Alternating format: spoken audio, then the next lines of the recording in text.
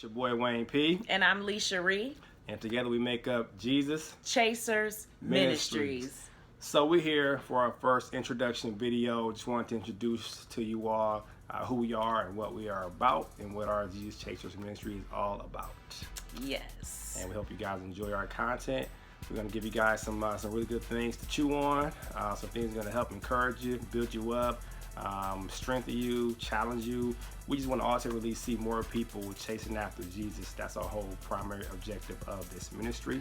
Some of the things that you may see on our channel will be topics like just the raw gospel, Bible, marriage and relationships. We know a lot about that. Been married 10 years in February. We done been through like so many things that's gonna really bless so many people. A lot of ups and downs. But I think right now we are at the best place we've ever been at.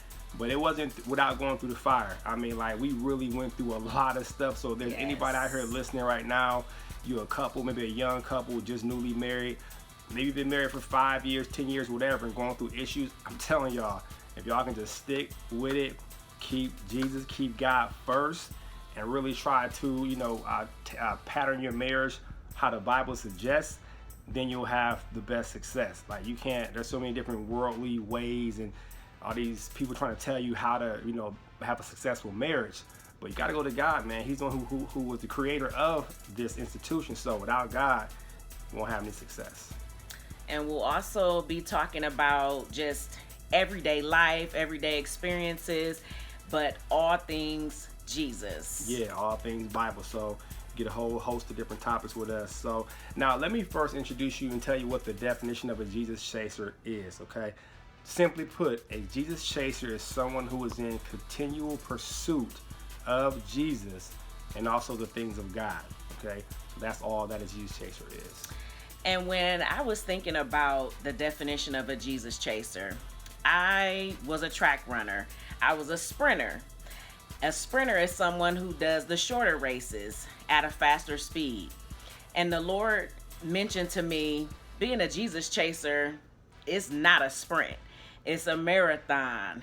You want to pace yourself, because when you're running marathons, you don't want to go out in an all-out sprint. When you're chasing after that finish line, you want to make sure you are pacing yourself as you go, or else you get burned out. Yeah. Would you say that relates to people that's like trying to be like overly righteous or try to, like just go? Possibly, yeah. Like, because no one can know all the things of God. Like, you can't know it all. We'll never know all the things of God. So you want to pace yourself. You want to take those things in, even for some people, in small increments. And that don't mean that doesn't mean that you're just on and off, on and off. No, when you're chasing after something, that's continual. The marathon is continual.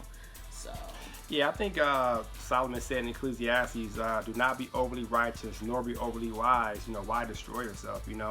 I went through a point in my life where I was just like, you in your word real heavy, reading that Bible, and stuff is jumping out at you.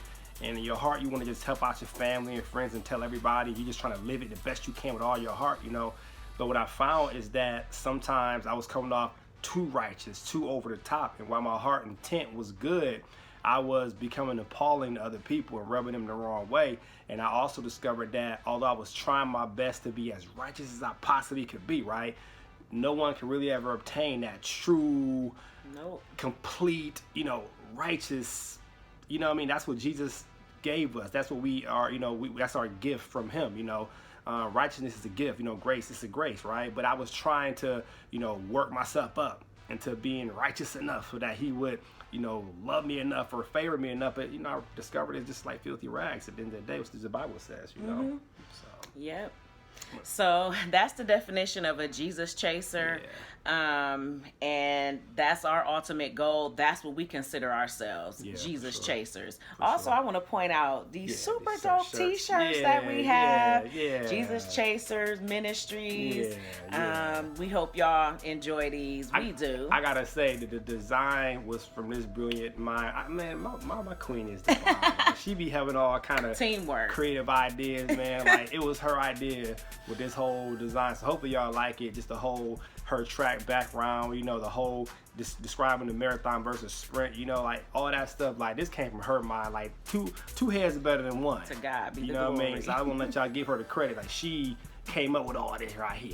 You know Anyway. So we want to talk about this first video. We wanted to give you guys a little glimpse into who we are so that you can get to know us a little more on a personal level. So where are we from? Where are you from? Man, listen, I'm from Akron, Ohio. Hey, you know what I'm just saying? a kid from Akron. Just a kid from Akron, you know what I'm saying? Grew up there, born and raised. Man, Akron was what made me who I am today. You know what I mean? And Licia Re. Same here, born and raised in LA, Little Akron, as my dad would say. Shout out, Dad, what's up? Born and raised there. Now we currently live in Georgia. Been here almost 10 years. You going 10 years. And you know what's so funny? This is the place I always wanted to be. I always saw myself here. I used to write that down and pray to God about that. You know, I thought I'd be an NFL football player playing for the Falcons. You know what I mean? That wasn't what God allowed to happen or whatnot. But I still ended up here, you know, and it's a little testimony to, you know, God giving you the desires of your heart. Psalm 37:4, right? What I wanted, he gave me what I wanted, but just not the way that I thought I was going to get it or thought I should have it. But God gave it to me the way that was best for me. You know what I mean? So I can say if I was playing football, I wouldn't be who I am in Christ today. I'd have been very distracted and probably wouldn't be able to handle all of that. And I wouldn't have all this right here. See, we're not doing that. So anyway, so since he's talking about that, I got to keep him on track. Ladies, sometimes you got to reel him in. We know, fella, sometimes we get out there. You know what I'm saying? You got all your voluptuous wonderfulness. And you want to just... Okay, guys, I'm going to pull it back. Anyways, so since we're talking about that, we're going to talk about... since we're both from Akron, how we reconnected, because he was always somebody that I knew from middle school. We went to the same middle school. Yep. We were good friends in middle school. Well, I mean, I wouldn't consider you my friend though. Put it this way. We were really, really cool. Like, it was mad cool. When I was here, we would see each other, we would talk, what's up? It was really cool. Maybe friends with a little bit of stress, but like really nice to each other, really cool with each other. We was cordial. Very cordial. Yeah. But we never dated or anything like that. A friend of mine told me once me and him had got together and we had put it on Facebook, she was like, oh, I remember you used to say that you liked him, and I don't remember that. But if she said it, I believe it. And because there are certain things about him that I remember that stood out. He used to always wear a gold chain all the time. He was always very neat looking, well groomed, with like a little box. You know, back in the day, the boxes was with the S curl. I had that box with the S curls, the little tiny curls. You know what I'm saying? Yeah, that's why she liked me. You know, so the curls for the girls. See, she was digging them curls. But he ain't got curls now, and I still like him. I like the bald. Listen, when I went bald, man, my mom said, "Son, that look is becoming." Now, if your mom said that look is becoming, then you know you in there. So, I've been bald ever since. I'm loving it. Hey, fellas, if you know what I'm saying, if you want to go bald, you think about going bald, hey, man, I'm telling you, like, ladies love it. Look, she like it. You know what I'm saying? Anyways, she like it. Hey, that's all I'm saying. She like so what was I saying? Them head massages too be good too, by the way. You know what I'm saying? Throwing in there. Wait a minute. What ain't wrong with a head massage? Okay, so got me all off track. Okay, so then middle school, then high school. He went to some school that was Firestone Falcons. Hey, anybody know about Firestone Falcons? Hey, what up? You know what I'm saying? Boom. Yeah. So I went to just get excited when I think about it. Whatever. None other than Bookdale High School. 1040 Griffs right now is what they call them. Whatever. So, but my dad coached Firestone basketball. Her dad coached me. So I knew him even throughout high school and things like that. I would see him. He was always just cool. And quick shout out to my father-in-law, Coach Williams' dad. You know, he was probably like the best coach, one of the best coaches I ever had. He just really had a way with young men, you know, instilling confidence in you, you know, just allowing you to be who you was on the court. You know, he would just really, he would build you up and encourage you. And really, I had a great high school, you know, basketball experience, you know, especially, like I said, my freshman JV years. After JV, it was a different coach there at the varsity level. It's a whole different story. We ain't going there right now. Anyways, love you, Dad. Yeah. So, Sure. I gotta. Whenever y'all see me, gotta reel it in. Reeling it in. So y'all might see. I can just. All right. So, But so okay, so we met. So and I remember also like in high school when I was playing, she used to keep a score in the games. Mm-hmm. You know what I mean? So like we were always around each other, just kind of like, you know, didn't really. Again, we was always just cool. Acquaintances. Yeah, just cool. It was nothing like. I mean, honestly, she was like. That was Coach Williams' daughter, you know what I'm saying? You didn't want to like try to get with Coach Williams' daughter. Nobody was even thinking like that about her, you know what I'm saying? I mean, she carried herself real classy. You know, she wasn't trying to flaunt everything to draw attention. Know. She still don't. I mean, she one of the most modest dress women I know. Yeah. So I'm just So she keeps it reel me in, but she keeps it modest, right? Like women, we Bible what the God loving women should do. That's what she does. See? Anyway, so her dad, she was always keeping score. So we was always around each other. Her dad coached me and everything. So we always kind of knew each other through middle school and high school years. Had a good, you know, good connection, good chemistry. But after high school, we kind of like. I knew nothing about Wayman after high school, and really after. High school, after my dad stopped coaching, I don't even remember if he coached all the 4 years. But anyways, once we graduated, it wasn't like we kept in touch or anything like that at all whatsoever. I do remember my dad telling me, because if you're from Akron and you're watching this, you know the West Side Parade was always on point. That's where everybody was. You went to the West Side Parade. I remember one time I was at my mom and dad's house, and I still don't know why, but my dad had went to the West Side Parade, and when he came home, he was like, yeah, I saw Wayman, you know, he looking all buff, and, you know, he went to Tiffin and was playing football, and I was like, for real? Because all I knew of him was basketball. I didn't know that he played football, and I didn't know that he played baseball until we got together. I didn't know anything other than basketball. So when my dad said he went to Tiffin for football, I was like, for real? Oh, okay, that's cool. And that was it. It was crazy. Like, I mean, I went to Tiffin for 1 year, then transferred to Youngstown State and played there. That's a whole other story for another day. But yeah, I just saw a coach. You know, at the little parade, was chopping it up, and like, that was that. That was really that. You know, that was that. She, you know, and this was years later. I moved down here May of. I don't even remember the year, or 2010. I moved down here May of 2010, the end of May, and I was living in North Carolina, Charlotte. You know, before we got together. I was running the after school center, the YWCA, learning center coordinator, teaching young kids. Nice job. Everything was going good. It was cool. And one day I was on Facebook. And I will say, before you would go there, during this time when I was in Charlotte, you know, I was like, I got to a place I was just like really, really wanting to get serious and focusing on God. You know, I was just like tired of just like, I just want to be my best, you know what I'm saying, for God. And, you know, because I had someone prophesy to me that, you know, God would send, you know, her, you know, to me when I was just so engulfed in God and so serious about Him and so focused on Him. Then she would come, and no other time before that. You know, there were times I thought I was serious about God. I thought I was focused on God. But I can look back now and say I really wasn't, you know what I mean? And a couple, you know, females, imposters, or people that came up that, imposters. You know. Yeah, it wasn't the real thing, you know what I'm saying? A couple of things, you know, a couple females I thought might could be it.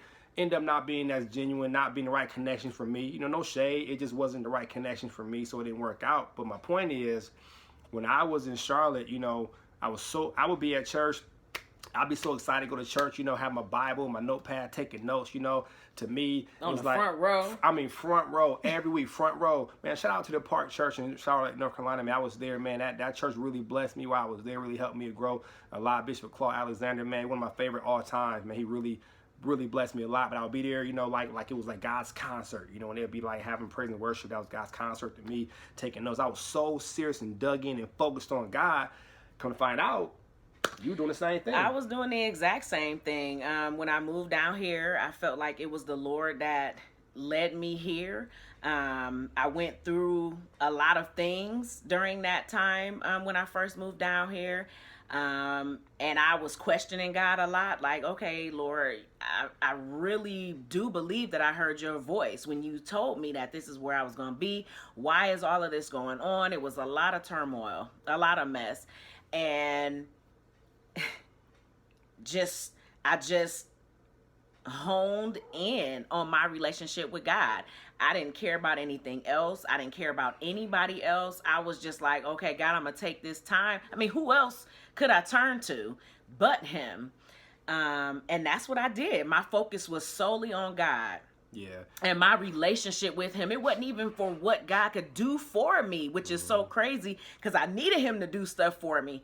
But I remember times in my room, I'm just there like, okay, God, I just need to be in your presence. I just need to just hear from you and just get closer to you. And shortly thereafter, I'm looking on Facebook, and you know how it will tell you, you know, we recommend this person, that person, and they do that based off of the friends that you have in common. And I remember scrolling up, and I saw this bald head, this one of these. Told y'all the bald head. This. I said, now, is that Wayman? That was me. All right. That was me for sure. I said, request friend. And you know what's so crazy about that? Like, that's literally all she did. Like, she didn't inbox me. She wasn't thirsty. She wasn't trying to find her a husband and I wasn't. And I was pull just her like, husband. oh. She wasn't trying to, you know what I'm saying?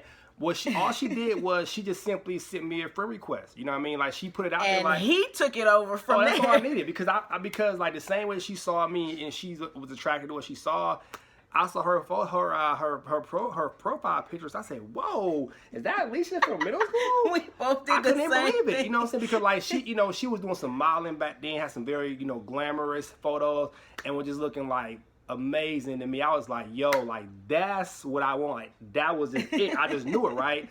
So, you know, she sent me a friend request. Obviously, I accepted, and then I just like He sent did. her a message. Cause you know what it was before I messaged her. I don't want to forget this major part. Before I messaged her, I checked out her profile, what she was talking about, right? Because this was the make or break for me. I didn't care how fine she was. The make or break for me was what was she putting out? What kind of woman was she? Yeah, like? you know what I'm saying? So her whole profile was just, it was straight Jesus this, Jesus that. She was straight up serious about her walk with God. And it was just some very profound things she said in there that really kind of you know, jumped out to me. So at that point I said, okay, you know what? I feel safe to try to pursue her and see where this go. Now granted, I don't think I came on extra aggressive at first. I was kind of like, you know, trying to feel her. Cause we was pretty cool back in the day. I wanted to kind of feel her out, but like we ended up having a couple messages back and forth. We ended up exchanging numbers. And then when I actually called her for the first time and talked to her, that's when we just knew it was something special at that point. Yeah. You know, it just the conversation, it just flowed. It just felt right. It just felt right. And it also too was good to see that. Dang, he looked good, but whoa, like he loved Jesus, like he chasing after Jesus. And it was like, because like I said, I knew Wayman from middle school, I knew Wayne from high school. I ain't know this Jesus chasing Wayne. No. So that was the icing on the cake, because one of my prayers was, God, I want a husband that loves you so much, loves you with all of his heart, because that way I know that he'll know how to love me. Yeah, and that's real. I mean, we both were attracted not just how we looked on the outside, but our hearts, and our hearts were both with God. And I feel like God allowed us to reconnect, because I've been on Facebook for, I don't know, not too long before that. I'm not sure how long she was on there, but we never really, we never saw each other. Yeah, you know what I'm saying? I never, like the first time I saw you on there, when that was when I requested you. You know, so that's kind of how it all started. But, from there, our conversations were just great. We began to chop and build. And then, like, when we first got together, because I was living in North Carolina at the time, I drove to Georgia to see her. And I remember when I saw her. Wait. Okay, hold up. So I was thinking about this when I was like, okay, we're going to do this first video. Like, do you remember what you had on? I think I had this black, like kind of a black t-shirt that kind of showed my muscles, because I was working out a little bit, you know what I'm saying? Show my muscles a little bit, you know what I'm saying? And I had this big old, like, Russell Simmons chain. It was a long chain made by Russell Simmons, but it's like a cross chain, right, with diamonds in it. Had this big, nice watch and bracelet. I mean, I was all, like, looking like I was just iced out for real. And it was, like, real diamonds in my joint for real. And I would have, but I blessed the brother with it. That's a different story. But the point is, I was looking pretty swaggy, though. I ain't gonna lie. I thought so, at least. I thought he was looking nice. I don't remember what I had on, other than I had my glasses on. I remember that. That's all I remember. I don't know what else I had on. You know what's so cute, man? When I saw when he got out the car, because we met at a gas station that was around the corner from where I was living. And when he got out the car, he was so tall to me. Like, I don't remember I don't remember him being as tall as what he is. And if y'all know me, anybody who personally knows me, I'm not tall. I'm 5'1", maybe 5'2", so I'm short. So when he got out the car, I was like, oh, wow, like, he's tall. And you know what's so funny? Like, I wanted a short wife. I just kind of, that just was attractive to me. Like, her being short and all that good stuff. It was attractive to me. Yeah. But it was. Go ahead. You got it. I was just gonna say, fast forward a little bit to how he proposed. So. It was smooth, y'all. It was smooth. I couldn't believe it. I had no idea. And I consider myself to be a CSI agent. I didn't go to school for that. But I pay so close attention to details that I feel like I could be a CSI agent. I could do what they do on CSI, NCIS, all that stuff. Sign me up. I'm there. Pay me. I'm good. We gonna catch the killer. So she ain't lying. We went to a cafe here in Atlanta, and it was jazz music. This was in December, because it was Christmas music he was playing. Is that correct? Mm-hmm. So this was in December, and we had a table, and we had sat down at the table, and I'm just enjoying it, and we ordered food, and I'm just enjoying the music, the jazz music, because the guy played saxophone, Reggie Hines. I'll never forget it. Yep. He was in on it too. So listen, y'all, this what happened. It was smooth. I gotta give it. It was so smooth. So I'm sitting there, and the guy is playing, and then he stops. He was getting ready to take a break or whatever, and he is like doing this trivia. So this is our first time at the cafe, so I didn't know. I'm like, okay, that's what they do. And then he's like, "Is there an Licia in here?" And I was like, and that face that he just made. That's what he did. He smiled at me just like that when I looked over at him like, what?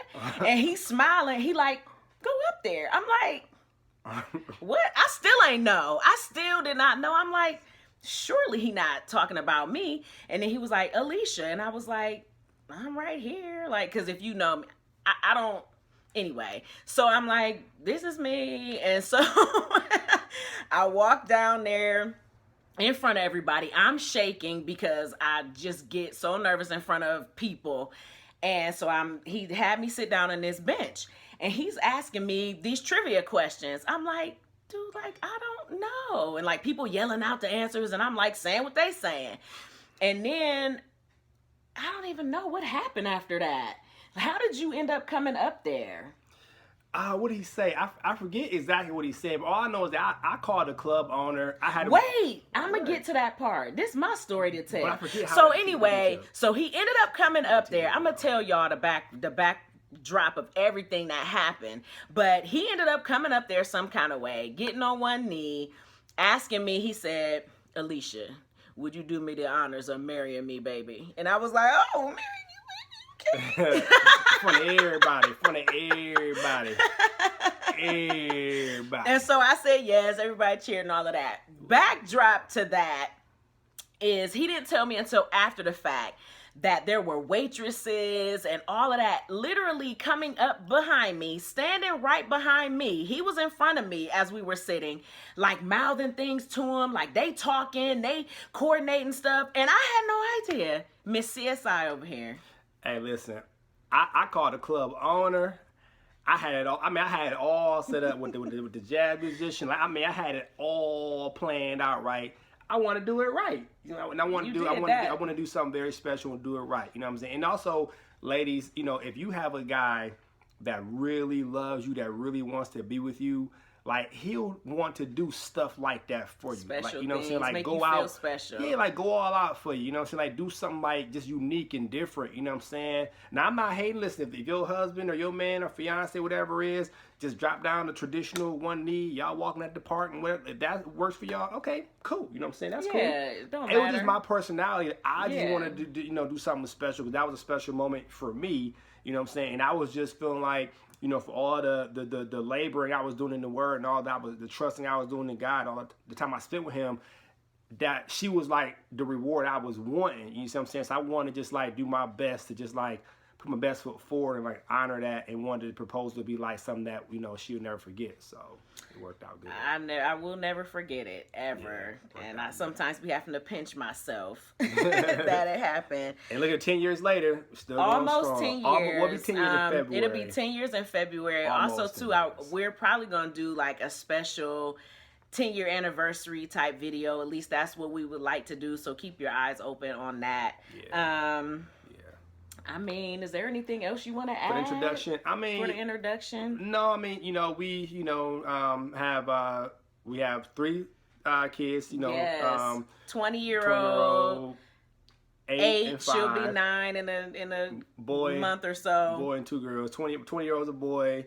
8-year-old girl, girl. 5-year-old girl. You know, all great, beautiful kids. Yes, love our babies. Yeah, all kids that have a heart for God. You know, we're trying to raise them up, showing the right thing, showing the right way to go. So no. What else? I mean, I think for an intro, we covered. I think that's good. Ultimately, again, y'all, you know, we love to have fun. Being a Jesus chaser should be fun. Yeah. Being a follower of Christ should not be something that is, what's the word I'm looking for? It should not be something that is burdensome. Yeah, or it should be something that's fun. I believe that Jesus laughs and smiles up there, or else He sure wouldn't have created this goofball right here if He wasn't, you know, just free-hearted in certain areas. So yeah, ultimately what you're going to get on this channel is love, all things Jesus. Yeah, we can be real. We're going to keep it real. Like I said, you know, like, this ministry is not, you know, if God put us on different platforms, okay, great. That's not our intention behind it. We're going to be like straight up what the scripture is saying it. That's how we're going to teach it and project it and share it. You know what I mean? Yeah. Again, things are going to uplift you, encourage you, build you up. Some things may challenge you, but it's going to be well-rounded. It's not going to be just always, you know, the itchy ear syndrome, what you want to hear make you feel good. You know what I'm saying? We're not going to be like over the top with it, but we're going to be like... We got to be real. We got to be real with it, man. Like, you know, especially nowadays, you know, it's so much going on in the world. So many people preaching the gospel that are not really giving you the whole full scope of what the Bible is saying and who God actually is. So our aim is to be, you know, 2 laborers in the field with what we say the laborers are few, but the harvest is plenty. Something like that. I'm having the brain freeze exact how the verbatim in the scripture. My point is though, there are not many laborers willing to do the work of God. That's the whole main point. It mentions that laborers are few. Yeah. Whatever the other part is, I'm having a laborers are. I think it says the harvest is plenty, but the laborers are few. Yeah, but we trying to be faithful laborers. And this is a long time coming, y'all. We've been planning to do this for a little while, wanting to get here. But I'll say this, and we can kind of gear up to close if you cool. But God was still transitioning us, was still perfecting us, was still growing us, helping us to be better individually so we can be better collectively. We had to get to a certain place with our own selves with God, and then collectively before we could feel comfortable to really genuinely launch a ministry together. We don't want to be on camera faking or fronting or acting like everything was great when it really wasn't great. Right. So I'm saying we had to make sure that it was like authentic. With everything we did was authentic. You know what I mean? So it took a little while longer than what we thought it was going to take. You know what I'm saying? But listen, God's timing is always perfect and always right on. So we feel like right now is the right time. So we're here. So again, it's been fun doing this first video here. Yes. Expect more videos to come about a lot of great content. We hope you guys will enjoy. Yes, and so lastly, we just want to let you guys know how to connect with us. The social media platforms that we'll be on are Instagram, Facebook, YouTube.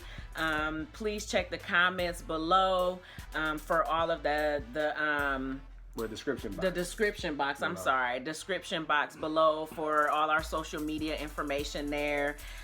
Please like and subscribe this video and all our videos. And share it too. Share so we want to get the word out. Listen, y'all can help us get the word out if you just share the video. Like, subscribe, and share. Again, we're gonna be real, and we know that what we have, what God has given us, is gonna really help and bless.